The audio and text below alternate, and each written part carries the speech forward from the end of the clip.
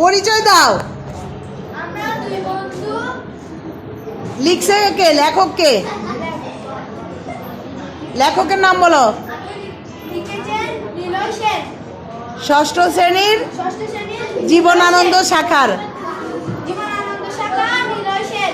হ্যাঁ। ধন ছিল, মাল ছিল, শক্তি ছিল গায়ে, ধান ছিল, মাছ ছিল, সংসার ভরা আয়ে, গরু ছিল, চাষ ছিল, জমিদারি বেশ, গোলা ভরা ফসল পেতাম, দেখিনি তাই বেশ। এখানে যারা কথা বলতেছে এদের ছবি উঠবে।